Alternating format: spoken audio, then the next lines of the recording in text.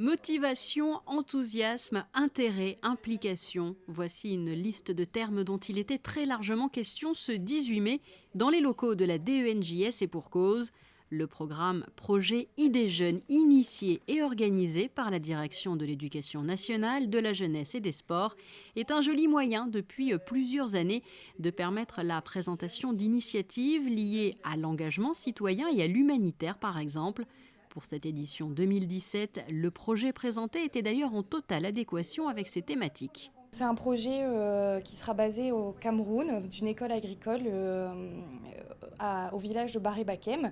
Et en fait, c'est un lien entre deux associations, une association solidaire en fait, qui est basée sur Marseille, qui s'appelle l'association Pachapali, qui veulent faire partir des jeunes du phare. Donc on est un groupe de 14 jeunes qui partent grâce à cette association de l'association Pachapali. Et en fait, on va développer cette école parce que ça fait depuis 2009 qu'elle a été en construction. Et du coup, on veut amener l'électricité, l'eau et l'aménagement d'un internat là-bas sur place.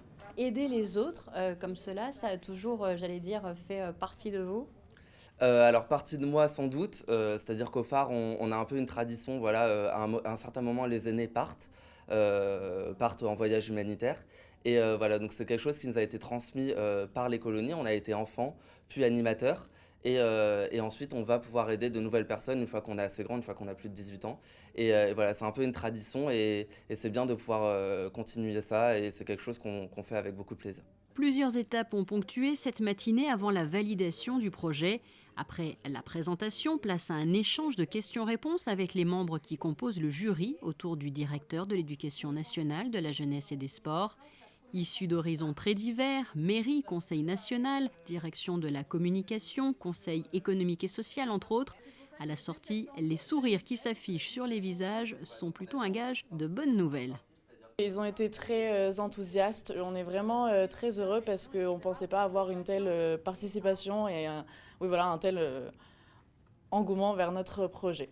Ils nous ont proposé donc cette très belle somme de 4 000 euros. Je peux dire que le jury a été très enchanté par ce projet, par cette belle initiative, par cette fraîcheur, cette jeunesse. On choisit toujours un jury très large qui compose assez bien le tissu économique monégasque et qui nous permet aussi de montrer à ces jeunes qu'on peut les soutenir, qu'il y a un réseau aussi qui est là.